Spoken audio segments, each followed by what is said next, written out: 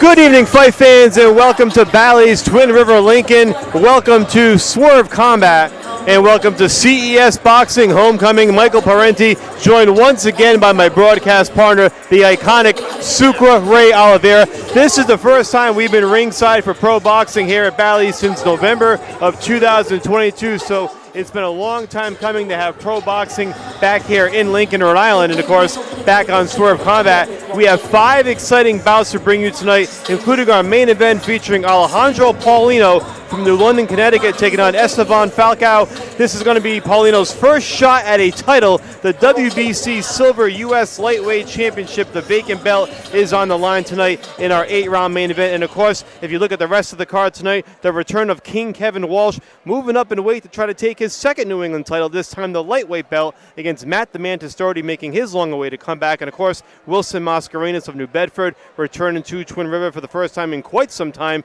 Jalen Renaud taking on Josniel Castro in an all-New England showdown. In a very interesting bout in our opener, Kinjo Espada taking on Jeff Gonzalez. We'll get to a little bit more about that in a bit. But right now, we're ready for action. We're going to send it to our ring announcer, Margaret Cresta, for the introduction. Introducing first into the ring, Jeff Gonzalez.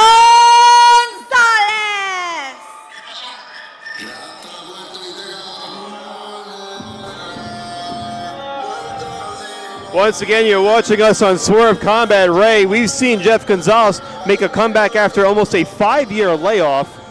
Had some trouble outside of the ring, as you know that happens in this sport, but kept training, kept going at it, and now since he's come back, he's been 3-0 under the guidance of CES, and taking on a very unknown commodity tonight in Kinjo Espada, who's actually a trained professional Muay Thai fighter, but Gonzalez is someone that's been willing to go in there against anybody. And I think, Ray, when you get to the point, he's 29 years old, only 4 fights under his belt, it's kind of pedal to the metal time for Gonzalez.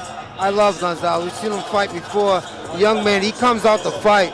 You know, he wants to get rounds out there, and like he said, he's going to win tonight, either by decision or knockout. Gonzalez training out of East Haven, Connecticut, under the guidance of Mike Conroy, who's brought many fighters to the CS cage. And of course, you see Sean Malone as well working his corner. So a lot of great tutelage from the Gonzalez camp. Should be a very, very interesting fight.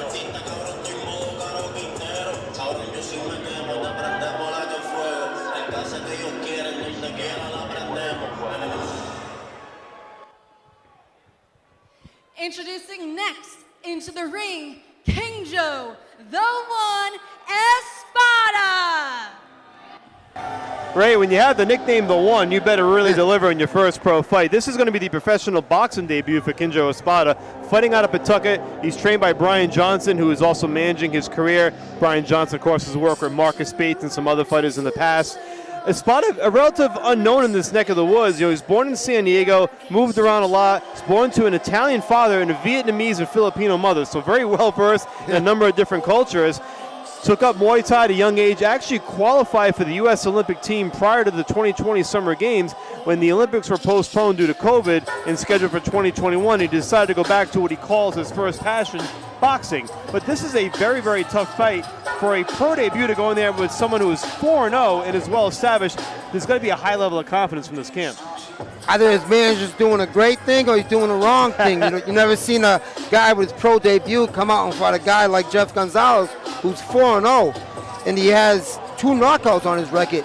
So like I said, he's not doing the right thing by taking this fight, or the wrong thing by not taking it. And I agree. We either are going to see something that we didn't know coming into this fight, or maybe there's just a little overestimation on their part. We've seen that in the past as well, but Espada brought in there by his father. Very confident camp. You take a look here at the tail of the tape. Both fighters coming in just under the limit at 150, fighting at a catch weight.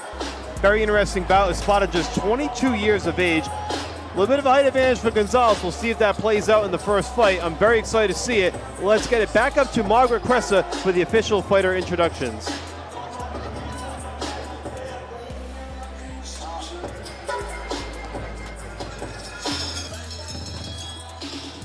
Ladies and gentlemen, this bout is scheduled for 4 rounds in the welterweight division. Our judges scoring the bout ringside are Robert Palino, Ken Ezzo, and Eddie Scuncia. And our referee in charge of the action inside the ring is Ricky Gonzalez. Introducing first, fighting out of the blue Kana, wearing the blue shorts, weighing 150 pounds, with a professional undefeated record of 4 wins, 0 losses, with 2 wins coming from way up knockout. From New Haven, Connecticut, welcome, Jeff Gonzalez!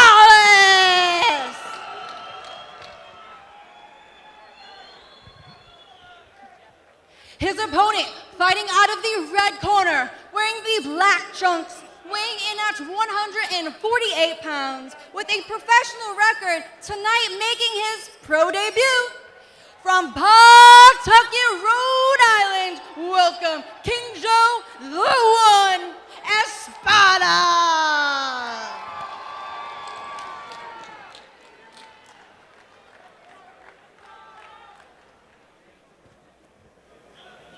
Gentlemen, you receive your instructions in the dressing room. I expect a good, clean fight. Protect yourselves at all times. Obey my commands at all times. Touch them up. All right, we're just about ready to go in our first spot here on Swerve Combat from Bally's Twin River Lincoln. Kinjo Espada making his pro debut, his CES promotional debut as well. Ray, CES and Jimmy Birchfield so confident in Espada, they just signed him to a multi-year contract before ever seeing him throw a single punch in the ring. So there's something going on here. I think we're in for some kind of a treat one way or the other. I hope so. Espada looked real good. Yes. Coming out real good. You know, you never seen a guy who come back from his background to come into boxing. Very big, well-built 150-pounder. Probably will fight mostly at welterweight on a full camp. But certainly looks a lot bigger. He definitely looks a lot bigger. His calves are enormous. It's all that Muay Thai training. Those guys are strong, solid all-around fighters. Gonzalez, of course, again, no slouch himself. He's come back nicely since that 4-year layoff. Had his first fight back at the Park Theater in 2023. And I love that he has Malone in his corner. Malone is a great trainer. Yes. He's going to keep Gonzalez intact and, you know, stay on the outside, keep that jab on him. Don't let Espada come inside. As we said earlier, he's big. Muay Thai fighters love to fight inside. That they do know how to do. Espada, again, we mentioned, trained by his father. Brian Johnson also in his corner. He's taken him under his wing since they relocated to Rhode Island as a family. Very interesting movement by Espada, too. Almost like stalking his prey the way he moves side to side. What do you think of his stance so far? Well, Espada, he's switching his styles, which you know you're going to do in Muay Thai or MMA and all that. I don't like it really, but with Gonzalez, all you got to do is keep that down the middle. Put everything down the middle. Be patient. He's going to come at you. Like he got caught right there with an overhand right. 2 good overhand rights there by Gonzalez. You're seeing some mistakes a little bit early on here by Espada, and that's expected in a pro debut. This whole fight here for Espada is going to be with the corner. You know, can they calm him down?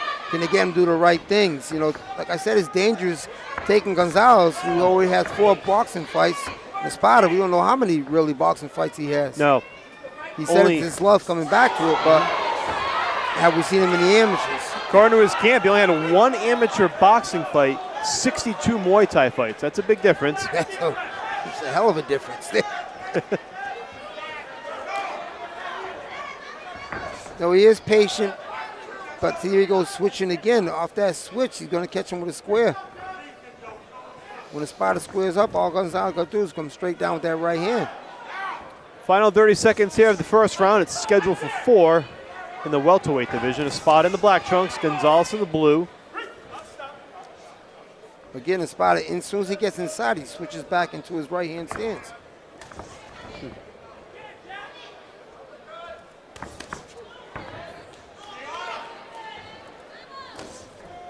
He's strong. You see the belt of him. Sure. But he's trying to chop over too much.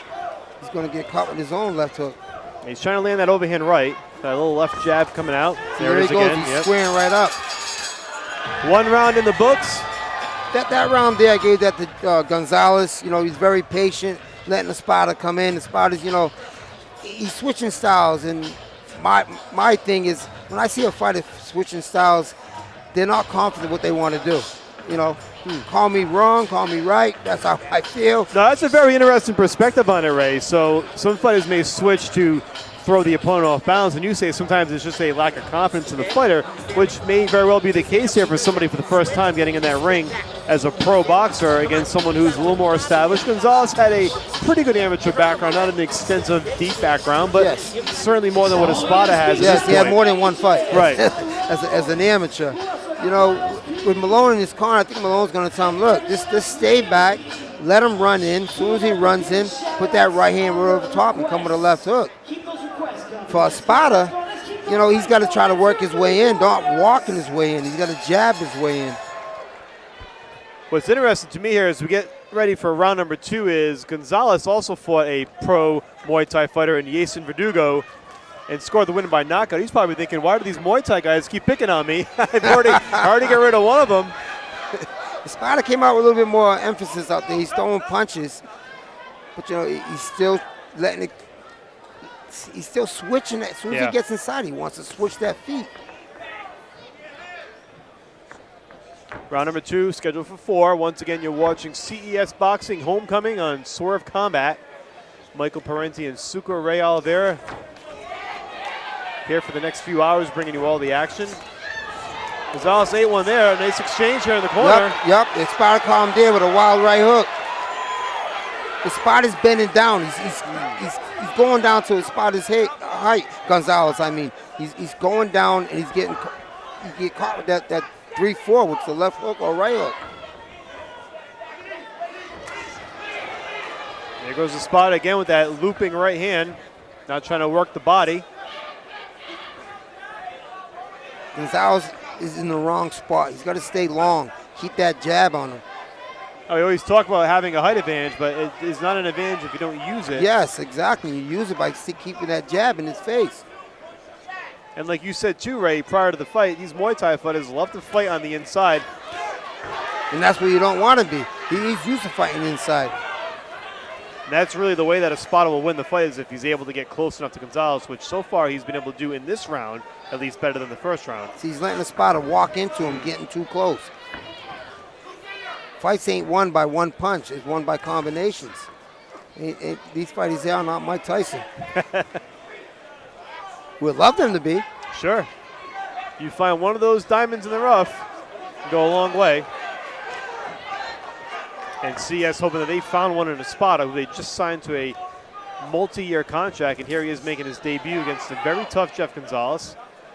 Espada's looking very well this corner, this round here.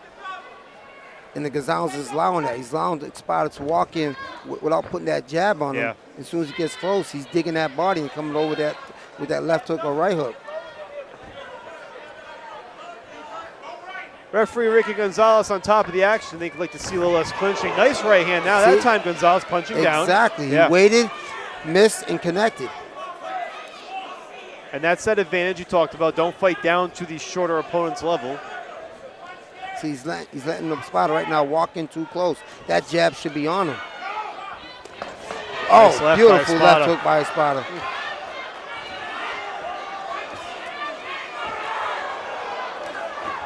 Espada working off the ropes. Nice flurry again, and a little late action here. Ricky Gonzalez going to give him a warning. Much better action this time by Espada. What did you see differently this round than the first?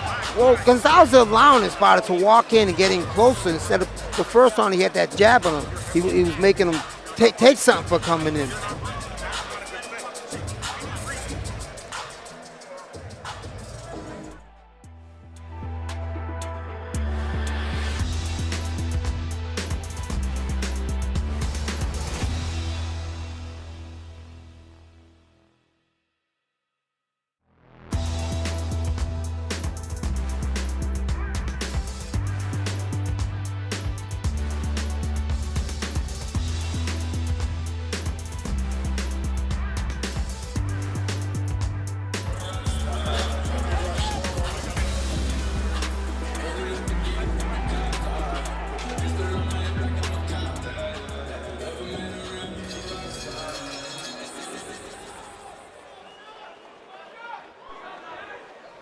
Welcome back to Swerve Combat, round number 3 of this scheduled 4-round welterweight bout.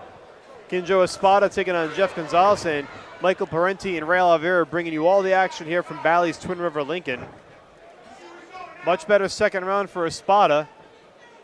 in Definitely theory, was. probably an even fight here as we go to the last 2 rounds. So it'll be very interesting from an adjustment standpoint to see what both sides do there. And again, they meet in the middle. Espada, again, loving, like you said, Ray, to rip to the body on the inside.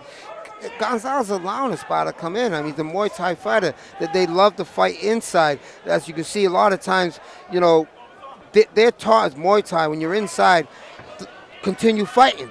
Let the referee pull you apart. Right. So in boxing, you know, we tell the fighter the same thing, but you're not supposed to do that.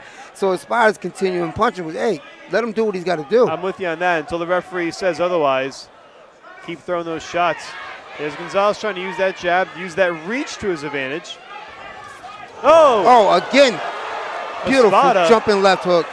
just leaping in with that left, and he caught Gonzalez flush. Gonzalez, for some reason, wants to fight inside. Keep him on a distance.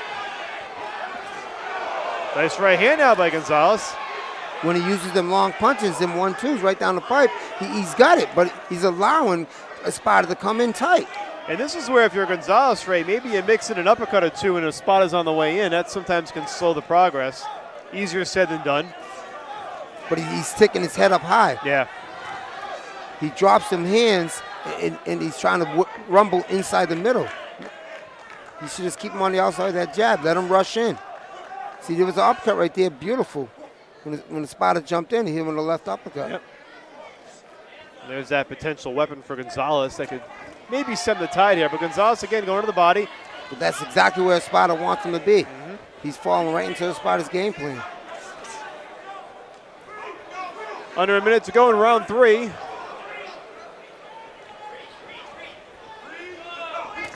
Nice, the left hook there by Gonzalez. Missed with a looping right. Espada almost caught him with the right on the way in. Try to throw a spinning back kick on that one, I think. Espada's got some very sneaky movement, Ray, to get out of trouble. And despite the fact that he likes to fight on the inside, still remains somewhat elusive as a target.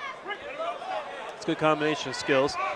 Final 10 seconds here, round 3. If Gonzalez wants to fight inside, put Espada's back on the ropes like he's doing right now. See, that's where he wants to keep him. Oh, little slip by there by Espada. Gonzalez calling it perfectly, or Ricky Gonzalez rather.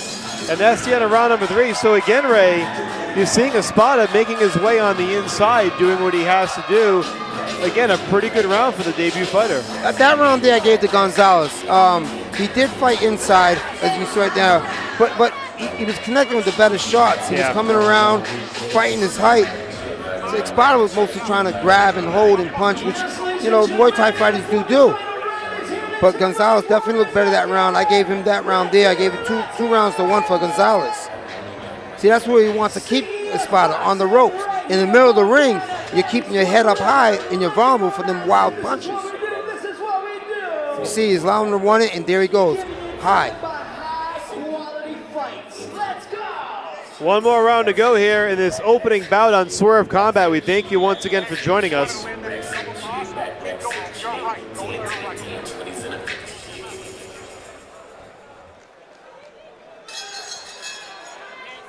Jeff Gonzalez in the blue trunks.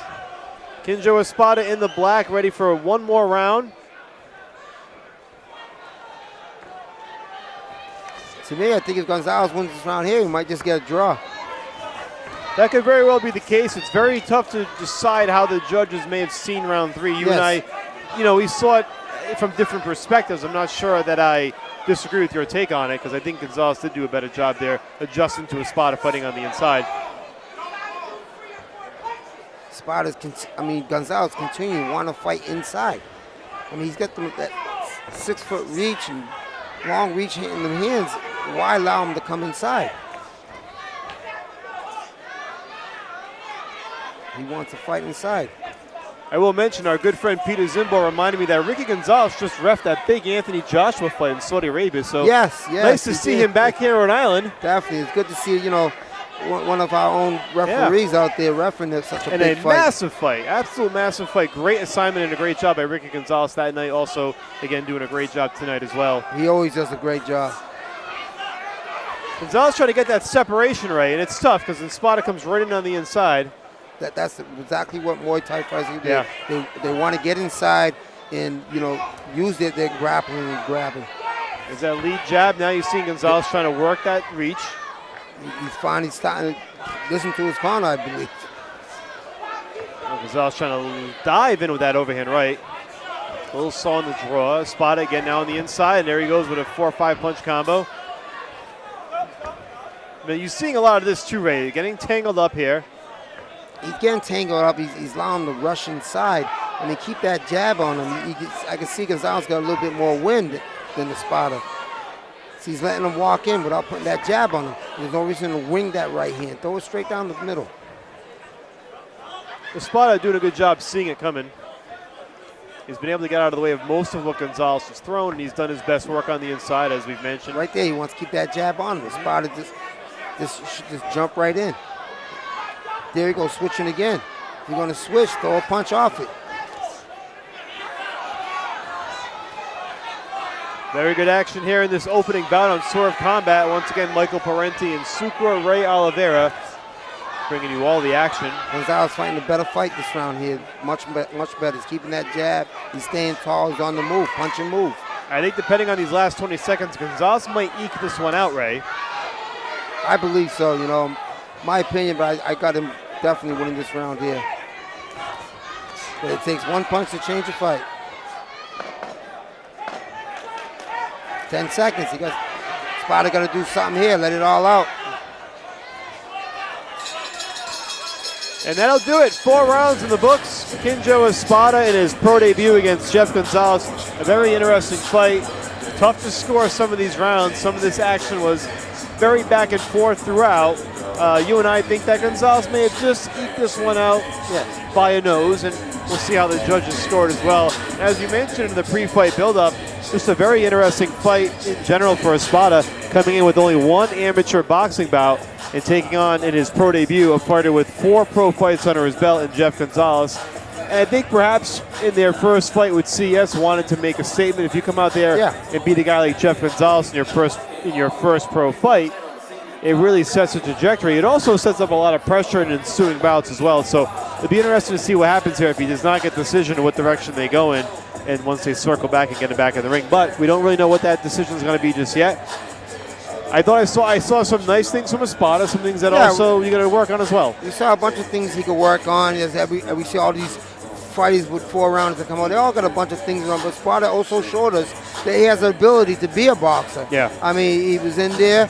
He looked pretty good. Just, the switching of the feet, calm that down a little. I know he does that in the Muay Thai, but calm it down. If you're going to switch with your feet, let a punch come off that and put some punches down the middle. As Gonzalez, I see him rising up. But this fight here, I think he stood even on here. He allowed Espada to come inside. He didn't use his distance into the 4th round. Then he finally, that's a corner who adjusted him and made him look. Stay on the outside, stay tall, keep pumping that straight down the middle. Well, I think you're right, Ray, in that you rarely see a 4-round fight and there isn't something to work on with the fighters that are in the ring, right? There's always something to take back to the drawing board, back into the gym the next time you step in there. So it's never perfect. No. Even in a fight where you win and you blow somebody out in 40 seconds, there's always something to take back and think about going into the next fight. So it'll be very interesting to see what both sides work on here. Yes. Gonzalez, win or lose, is still in that trajectory at 29 years of age, trying to make that leap. He had some time off. He lost 4 years of his career in what for many fighters is their prime. Yeah.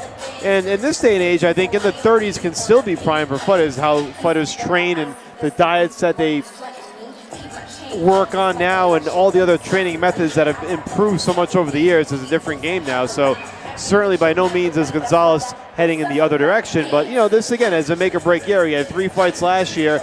He's already got his first one under his belt in March of 2024.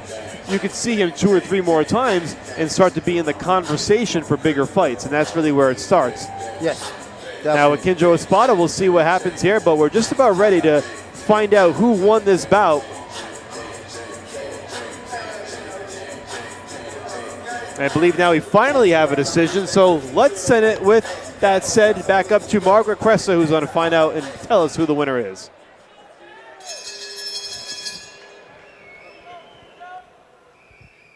Ladies and gentlemen, after 4 tough rounds of boxing, we go to the judges' scorecards.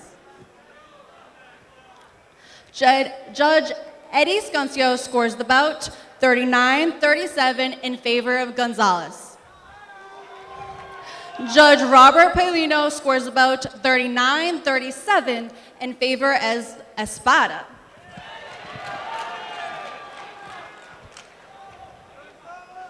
And Judge Ken Ezzo scores the bout 38-38. Ladies and gentlemen, this is a draw.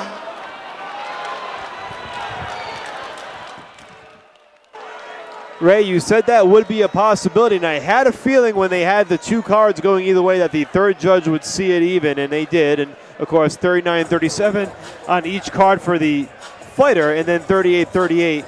You end up with a draw. I mean, it was a close fight. It was a close fight. I call this, even though it was a draw, I called a win for Espada because he took a fighter who's 4-0, his pro debut, and he also had 1 amateur fight, and he came out with a draw. To him, it's a win. I know he probably wanted to win, but to him, it is a win there.